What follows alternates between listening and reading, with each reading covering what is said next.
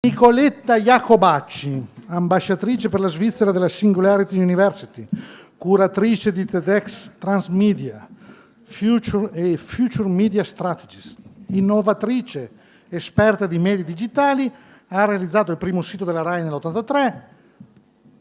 93, scusate, e gestito laboratori di ricerca e sviluppo sia negli Stati Uniti che in Italia, insegnando storytelling. Questa è una parola alla quale dedico una decina di pagine nel mio prossimo libro. Questa è la definizione. Qual è la definizione di transmediale? Perché cambia la vita e come le nuove forme di comunicazione influenzano l'odierna società. Ok, allora buongiorno a tutti, grazie mille per l'invito, sono veramente molto contenta di essere qui. Dunque, io sono italiana, però vivo da tantissimi anni all'estero, perciò già da subito mi scuso se ogni tanto incespicherò, perché il mio italiano ormai è un misto di inglese, francese e l'ira di Dio, quindi vedremo che succederà. Dunque, quando sono stata invitata qui a contribuire a questo progetto, mi sono chiesta in che modo posso contribuire. Io ho un'esperienza abbastanza variegata, perché nasco scenografo e costumista qui in Italia, bambina proprio, poi sono andata in America per vacanza per 3 settimane e sono rimasta moltissimi anni, non più come scenografo e costumista, ma ho lavorato per il TG2, per la RAI, ho fatto inchieste, eccetera, eccetera, perciò produttore e giornalista. Poi ho preso un grafico, sono stata una delle prime europee, quindi digitale, ho fatto la tesi allora sulla convergenza fra digitale, fra televisione e computer, poi da lì appunto ho gestito dei Media Lab. Non contenta, tornata in Italia, non è andata bene, sono arrivata in Svizzera, dove vivo ora, e facevo la Head of Future Media Strategy di un grande consorzio di televisioni pubbliche europee e mondiali. Ancora non contenta, ho lasciato anche quello, ho preso un dottorato in tecnologie esponenziali e etica, e di questo vi parlerò, quindi vi farò fare un viaggio nel futuro. E perché vi farò fare un viaggio nel futuro? È stato detto Smart Land, io non lo sapevo, sono molto contenta, anche io lo dico, e voglio che in qualche modo voi possiate immaginare Verona fra 10 anni. Tecnologie esponenziali che cosa significa? Significa queste tecnologie che corrono molto velocemente. Perché? Perché praticamente sono governate da una legge che è chiamata legge di Moore, che praticamente ogni 18 mesi la tecnologia raddoppia la velocità, raddoppia la potenza, diminuisce il prezzo e poi le nuove tecnologie sono costruite su quelle che sono state appena inventate, quindi è una corsa infinita. Quindi che cosa farò io? Vi chiedo di allacciare le cinture di sicurezza perché vi porterò in un mondo che forse non conoscete. Allora, devo fare chiaramente un forecasting, che sarebbe una proiezione nel futuro. Allora, che cosa succede fra 10 anni? Vediamo un attimo. Intanto robotica. Questo è il nuovo piccolo robot, piccolo, non è piccolo, ma è un nuovo robot che sarà accessibile perché costa meno di 2.000 euro e che può aiutare dentro casa sia gli anziani che i bambini. Si chiama Pepper.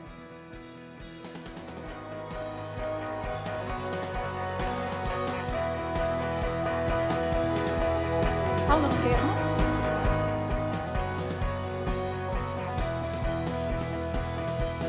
Può essere programmabile molto facilmente. Quindi sappiamo che la robotica piano piano sta prendendo piede, sappiamo che sta prendendo piede specialmente nel discorso manifatturiero, sappiamo che abbiamo questo grande problema che i robot in qualche modo ruberanno i lavori, eccetera, però è da considerare che la robotica fra 10 anni sarà sicuramente molto evidente. Che cosa avremo? Avremo la possibilità di comprare una macchina, un computer, per meno di 1.000, qui ho messo $1.000, perciò un 900 euro, che avrà la potenza di un cervello umano, la potenza computazionale di un cervello umano.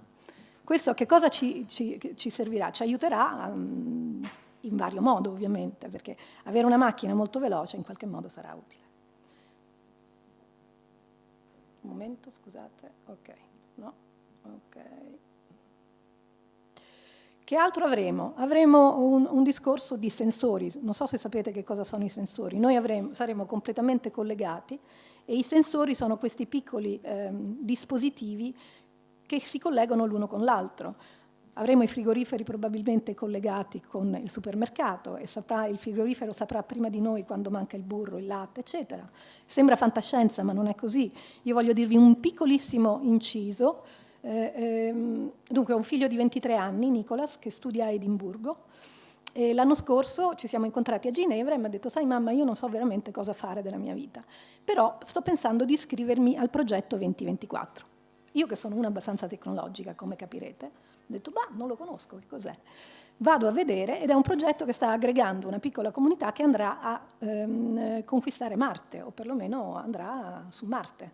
È un one way, cioè un viaggio senza ritorno. Voglio dire, io sono una mamma normale con un figlio di 23 anni e tuo figlio ti viene a dire: mamma, sto considerando di andare a colonizzare Marte. Quindi vi chiedo, dov'è la fantascienza? Non c'è più. Stiamo vivendo nella fantascienza in un certo senso. Comunque. Altra cosa, conoscenza globale. Perché conoscenza globale? Siamo tutti collegati, abbiamo visto che siamo completamente collegati e abbiamo tutto a disposizione, quindi sarà una conoscenza assolutamente globale. Anche io sto andando di corsa per rispettare i miei 20 minuti. Google insieme a SpaceX o Facebook, Google con il progetto Project Loom Facebook con il progetto Internet.org, stanno cercando di dare la possibilità di un collegamento globale a tutti. 8 miliardi di persone saranno collegati, oltretutto in maniera molto veloce, perciò anche Verona, che ha un pochino di problemi di collegamento da quello che ho sentito, non avrà problemi. Più di 1 megabit al secondo per tutti, vedremo che succederà. Voglio invece soffermarmi un attimo sulla disgregazione della sanità o della medicina. Sappiamo che la medicina in questo momento, grazie alla tecnologia, sta veramente correndo in maniera esponenziale. Allora, prima di parlare della sanità, vi voglio far vedere un video di un possibile device, di un possibile strumento come il telefonino. Stanno lavorando su questo qua, ve lo faccio vedere.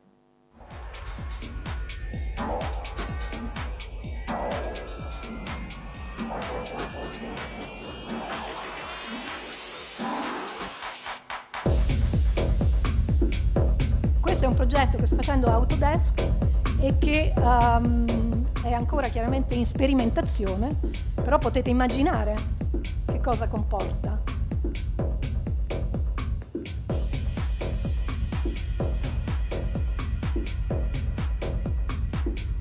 Uno può giocare.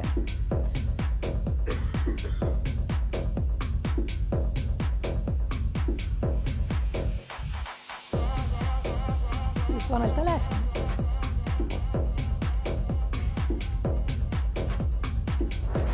Ovviamente questo braccialettino ha anche lo speaker e uno perciò può anche parlare e sentire.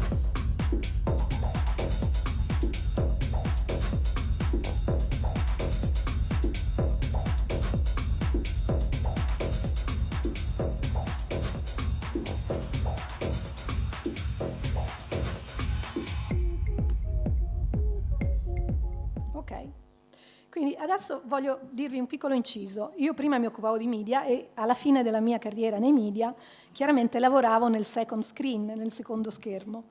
Questo diventerà un altro schermo, sul braccio, incredibile. Altra cosa, sempre riguardo la medicina, si sta lavorando su delle capsuli deglutibili, questa mi sembra un po' grande per essere mangiata, comunque, che in qualche modo monitoreranno i livelli di grasso nei pazienti obesi. Uno ingoia una cosa e praticamente il monitor viene fatto direttamente. Infatti abbiamo già delle cyberpillole con dei microprocessori per test medici che avvengono direttamente nel corpo umano, quindi non avremo più bisogno di fare test invasivi. Questa è un'altra cosa piuttosto interessante, è finanziata da dalla Gates Foundation, perciò da Bill Gates e dalla sua fondazione. Sono dei piccoli chip che si impiantano nel corpo e che praticamente rilasciano, in questo caso, un ormone che serve per i contraccettivi. Questo è molto importante per i paesi in via di sviluppo, cioè cercare di limitare le nascite è una cosa molto importante. Si mette questo piccolino, questa cosina piccolina e voilà. Lo so, è molto spaventoso tutto ciò, però io vi devo dare il panorama di quello che succederà. Io sono solamente ambasciatore, non porta pena.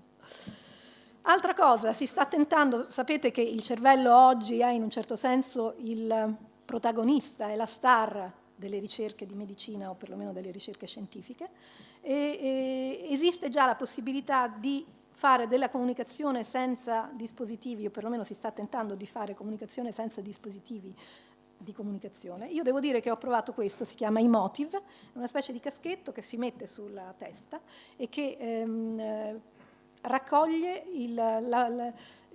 non il movimento, ma che cosa praticamente fa la funzione del cervello, come si muove il cervello, che cosa fa.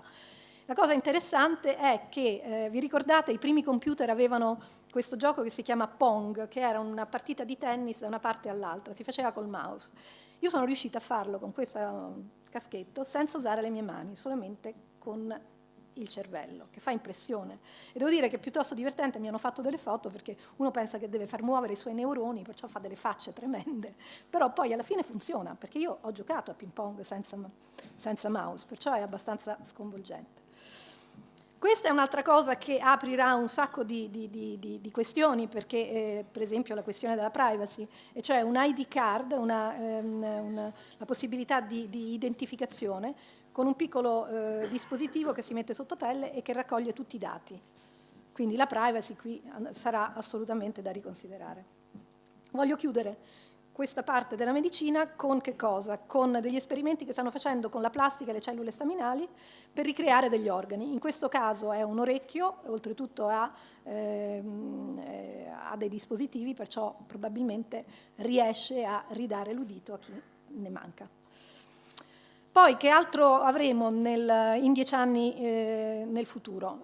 Chiaramente l'intelligenza artificiale. Oggi abbiamo un'intelligenza artificiale che è contenuta in questo dispositivo qua, si chiama Siri, che è molto banale, è normale, è veramente basica, però si sta già lavorando a un'intelligenza artificiale che probabilmente avrete letto che ci sono delle grandi controversie su questo fatto, cioè dell'intelligenza artificiale che in qualche modo arriverà a essere simile all'uomo, quindi senziente e quindi che capirà la sua propria individualità e poi magari anche superiore all'uomo.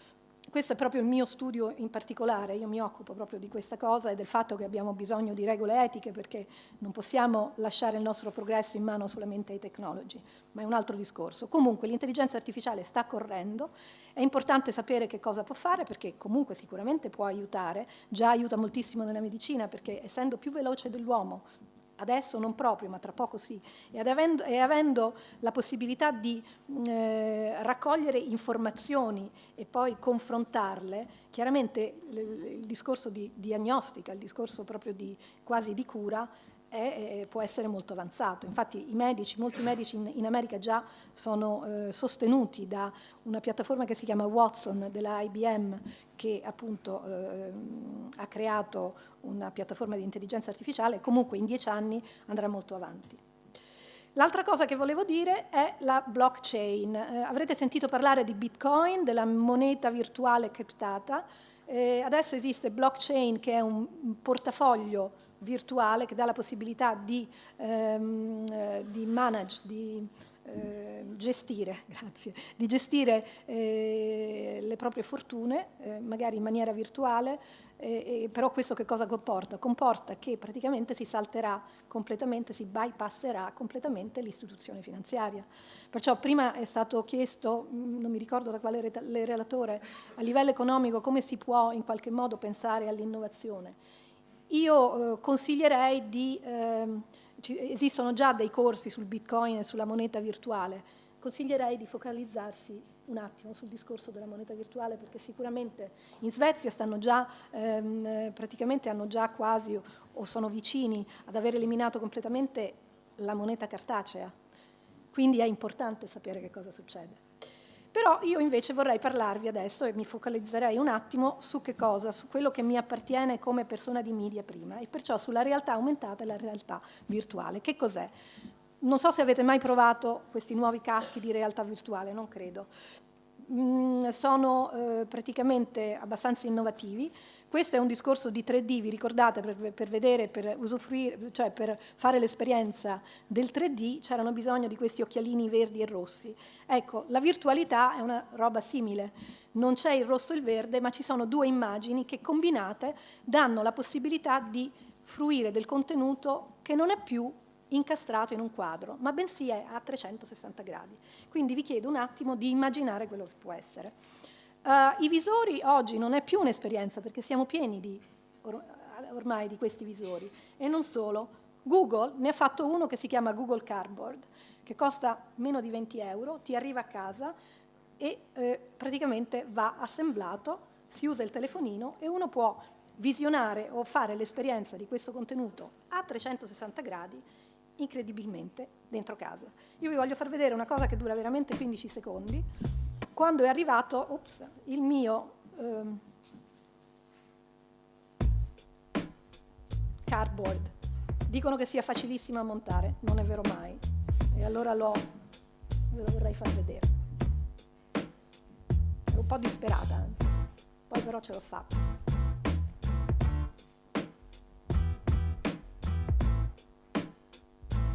Ok. Prima di farvi vedere un contenuto, vi vorrei dire una cosa. Questi contenuti sono accessibili gratuitamente e si mettono su questo device, perciò sullo smartphone, sia per Android sia per tutte e due le piattaforme, e quindi si possono visionare da casa. Questo ve lo dico perché rientra nel discorso che farò alla fine. Allora, vi faccio vedere adesso un discorso, invece un contenuto in 3D, in virtual reality. Questo viene da Jurassic World e vi prego di immaginare il fatto che voi avete questo visore e potete girarvi anche dall'altra parte, cioè potete visionare il contenuto a 360 gradi, perché non esiste più il frame, non esiste più lo schermo, ok? E questo che cosa comporta? Comporta che non abbiamo più un'esperienza di immersione dentro il contenuto, ma abbiamo un'esperienza di presenza, siamo presenti nel contenuto. Questo ovviamente aprirà moltissime sfide per chi fa contenuto, perché io prima, quando facevo contenuto, comunque avevo il frame e i miei prodotti per produrre il filmato erano al lato, dietro, ma adesso io non li posso più nascondere, perciò i miei prodotti per produrre devono essere dentro il set, che è a 360 gradi. Allora, 360 gradi, e adesso vi vorrei invece far provare che cosa vuol dire volare. Già Leonardo da Vinci, nella nostra esperienza, si è cimentato con questo. Qui abbiamo un esperimento di ingegneria e realtà virtuale, si chiama Birdly, è un ingegnere artista svizzero che ha fatto questa macchina con la realtà virtuale, e vi faccio vedere così capirete.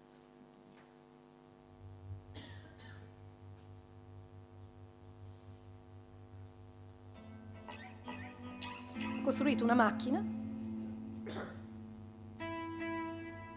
c'è anche un ventilatore perché dà l'idea del vento, perché quando uno vola evidentemente ha la frizione dell'aria.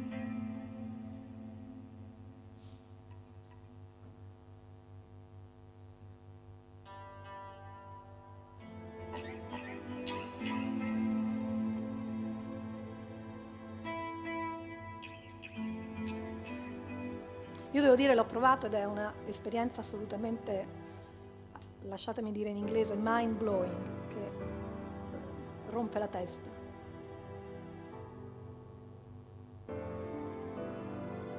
Vi ricordate i due schermi che combinati danno l'immagine del 360, perciò voi state praticamente sospesi, potete azionare le vostre ali,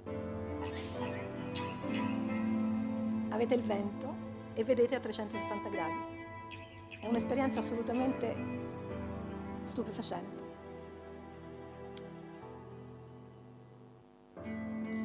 Quindi questa è la potenza della realtà virtuale. Un'altra piccola cosa, tutti noi usiamo, penso, Google Street View o Google Earth. Immaginatevela a 360 gradi, perché la stanno già facendo, Google ci sta già lavorando. Ti dà la possibilità di vedere completamente tutto il territorio. Adesso voglio essere un po', spingere ancora di più nel futuro. Sapete che Google sta lavorando sulle lenti, sono lenti flessibili, in questo momento sono per la medicina, sono per i diabetici, sono stati approvati dal Food and Drug Administration, hanno già, possono ricevere power, nel senso che sono autoalimentate, possono ricevere informazioni e hanno anche in questo caso dei sensori che possono riconoscere la mancanza, cioè lavorano con il glucosio. La mia domanda è: quanto tempo ci vuole per Google per inventare una lente che invece ci darà del contenuto? Google ha anche comprato questa compagnia che è proprio the new kid on the block, cioè è il nuovo bambino nel cortile. Si chiama Magic Leap e quando un giornalista ha chiesto a questo signore che ha inventato questa compagnia che cos'è Magic Leap, perché ancora non lo sappiamo, con tutto che ha depositato 97 patents di già, lui ha detto Magic Leap è un'idea e il suo claim è che praticamente vuole in qualche modo non blur, cioè non evidenziare più il confine fra realtà reale, realtà fisica e realtà virtuale. Hanno messo online questo piccolo segmento, è veramente brevissimo, però vi fa pensare ed è anche molto, molto particolare. Pensate a livello di istruzione quanto può essere effettiva una comunicazione del genere.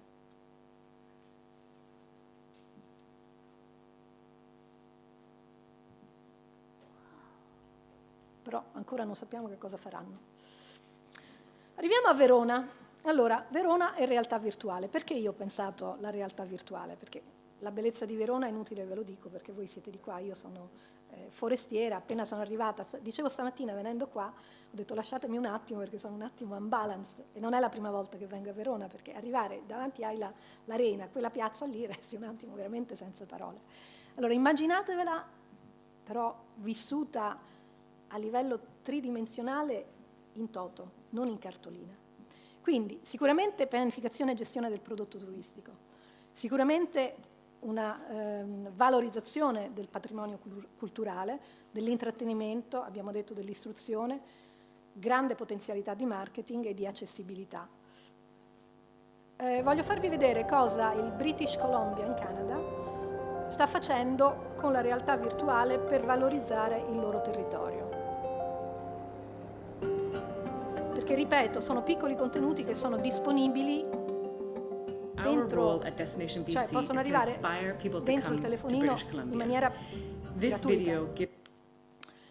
E vorrei quasi concludere menzionando che il British Museum ha costruito un ambiente per dare la possibilità alle persone che vanno al British Museum a visitare il museo di sperimentare situazioni che altrimenti non si possono sperimentare. Per esempio, vedere un quadro o godere di un quadro e poi magari entrare nel periodo del quadro. Le esperienze possibili sono infinite. E io vorrei concludere con un'esperienza che sto facendo personalmente in Svizzera, ovviamente sulla cioccolata. Qual è? È un'esperienza in realtà virtuale, non so se vi ricordate i due film Chocolat con Juliette Binoche o Willy Wonka con Johnny Depp. Qual era la bellezza di quel film? Che entravi dentro la cioccolata. Allora, immaginatevi che entrate dentro la cioccolata, non basta più vedere e sentire, ma io a un certo punto ti do anche il profumo della cioccolata e poi a un certo punto te la faccio anche mangiare. Quindi la serotonina va su a 1000, l'esperienza è fortissima e quindi io vi lascio con questo perché spero di avervi dato delle intuizioni, perché qui avete tantissima possibilità di visione, di udito, abbiamo sentito di udito, io dico di sentire, abbiamo sentito la musica, gusto, avete tutto quanto, si tratta solamente di buttarsi nell'innovazione. Con questo chiudo, vi ringrazio.